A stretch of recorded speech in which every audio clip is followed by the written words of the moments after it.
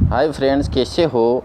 मैं आज आपके लिए लाया हूँ रीट का मोस्ट इम्पोर्टेंट टॉपिक, गामक व पूर्व संक्रियात्मक अवस्था।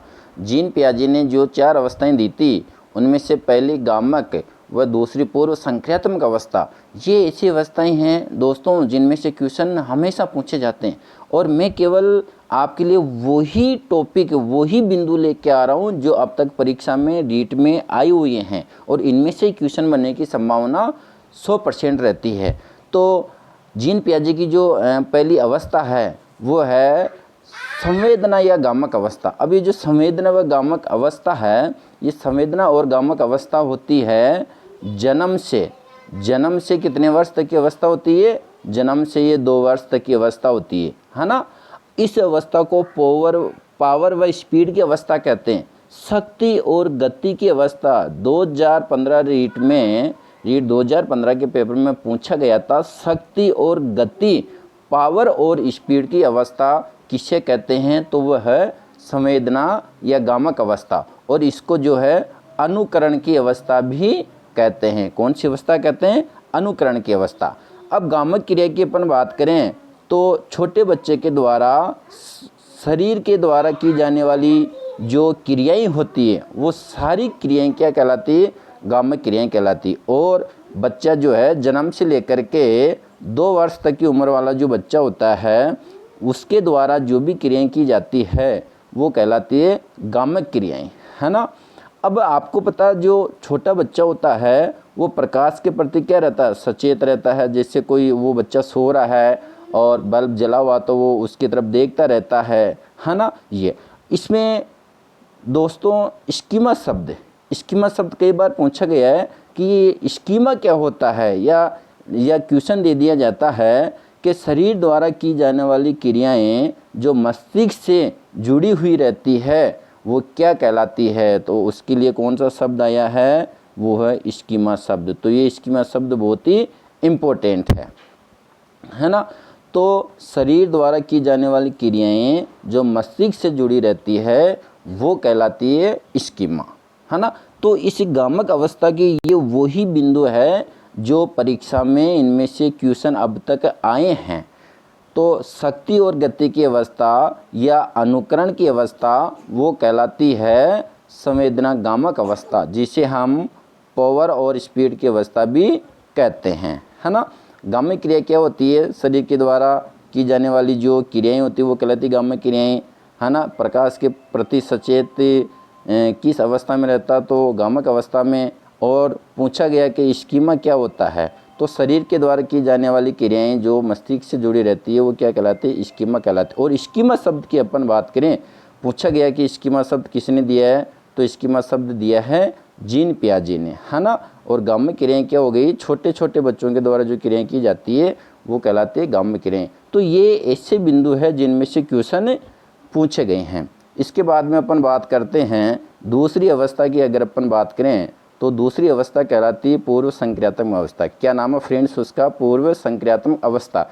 यह अवस्था जो है 2 से 7 वर्ष तक, इस अवस्था की उम्र क्या मानी गई? 2 से 7 वर्ष। कई बार पूछा गया है कि 2 से 7 वर्ष की आयु की अवस्था को जीन पियाजे ने क्या माना है? तो उसका क्या नाम है? पूर्व संक्रियात्मक अवस्था। अब देखो ये क्वेश्चन आया हुआ है कि अंतःप्रज्ञ काल, किस अवस्था को अंतःप्रज्ञ काल कहते हैं? तो वह पूर्व संक्रियात्मक अवस्था, है ना। या इसको मौलिक तर्क, अंतर्ज्ञान या अंतर्दर्शी की अवस्था भी कहते हैं। किसे? पूर्व संक्रियात्मक अवस्था को। अब अगर अपन इस अवस्था की बात करें तो इस अवस्था में बालक क्या होता है? पड़ोसी बच्चों के साथ में खेलने लगता है। पूछा गया question the work of child stage. तो the work of child stage वो भी किसको कहते हैं?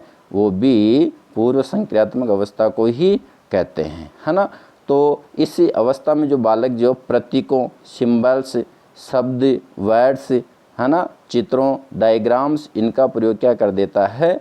प्रारंभ कर देता है। किस अवस्था में? पूर्व संक्रियात्मक अवस्था में, है ना।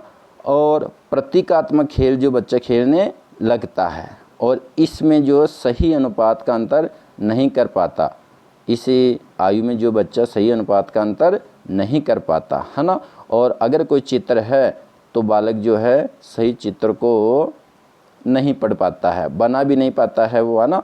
और सबसे जो है इसमें एक बात है कि विलोमीयता का गुण पाया जाता है। कई बार पूछा गया है कि किस अवस्था में विलोमीयता का गुण पाया जाता है, तो वो कौन सी है, वो पूर्व संक्रियात्मक अवस्था है जिसमें विलोमीयता का गुण पाया जाता है ना फ्रेंड्स।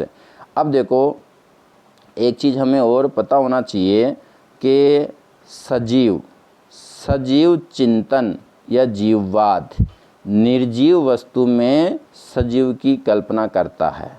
इसमें क्या होता है कि बच्चा सजीव चिंतन करता है जिसको हम जीववाद कहते हैं, यानी कि निर्जीव वस्तु में भी वो सजीव की कल्पना करने लगता है। तो फ्रेंड्स आपके रीट की दृष्टि से ये वही टॉपिक है, वैसे तो इनके बारे में बहुत सारे विस्तार है, लेकिन ये वही टॉपिक है जो अब तक के किसी न किसी एग्ज़ाम में पूछे गए हैं। इसलिए हमें तो पेपर के हिसाब से इन टॉपिक को जो है समझना है।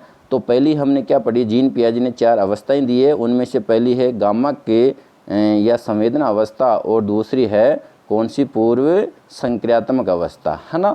अब इसमें जो संवेदना गामक अवस्था है उसको पावर और स्पीड की अवस्था कहते हैं, यानी कि शक्ति और गति की अवस्था कहते हैं, इसको अनुकरण की अवस्था कहते हैं, है ना। गामक क्रियाएं क्या होती है, छोटे बच्चों के शरीर के द्वारा जो क्रियाएं की जाती है उनको कहते हैं अपन गामक अवस्था, है ना। इसमें जैसे प्रकाश के प्रति बच्चा क्या रहने लगता, सचेत रहने लगता। स्कीमा शब्द किसने दिया था, स्कीमा शब्द जीन पियाजे ने दिया था। अभी स्कीमा क्या होता है, शरीर के द्वारा, छोटे बच्चे के शरीर के द्वारा की जाने वाली क्रियाएं जो मस्तिष्क से जुड़ी रहती है वो क्या कहलाती है फ्रेंड्स, वो स्कीमा कहलाती है ना। अब इसके बाद में दूसरी अवस्था की बात करें तो दूसरी कौन सी है, पूर्व संक्रियात्मक अवस्था। उम्र क्या होती है इसकी, 2 से 7, कई बार पूछा गया फ्रेंड्स, 2 से 7 इसकी क्या होती है, उम्र होती है। अंतःप्रज्ञ काल की अवस्था किसे कहते हैं, है ना। मौलिक तर्क का अंतर्ज्ञान या अंतर्दर्शी अवस्था किसे कहते हैं, तो वो भी किसको कहते हैं, पूर्व संक्रियात्मक अवस्था को कहते हैं। द वर्ल्ड ऑफ चाइल्ड किसे कहते हैं, पूर्व संक्रियात्मक अवस्था को कहते हैं, है ना। किसी आयु में जो है या किस अवस्था में बालक जो वो प्रतीकों का, शब्दों का, चित्रों का प्रयोग प्रारंभ कर देता है, तो वो भी क्या है, पूर्व संक्रियात्मक अवस्था है। प्रतीक मतलब खेल खेलता है इसमें, है ना। सही अनुपात का अंतर इसमें कर नहीं पाता है, जो है सही चित्र बालक बना नहीं पाता, और विलोमीयता का गुण इसमें पाया जाता है। तो इसके अंदर जो है पूछा गया है कि सजीव चिंतन या जो जीववाद, यानी कि निर्जीव वस्तु में सजीव की कल्पना किस अवस्था में की जाती है, तो वह पूर्व संक्रियात्मक अवस्था। तो फ्रेंड्स आशा है ये वही बिंदु है जो अब तक पेपर में पूछे गए हैं और इनमें से ही पूछे जाएंगे। तो विश्वास है आपको गामक व पूर्व संक्रियात्मक अवस्था जो पसंद आई होगी। जय भारत, जय हिंद।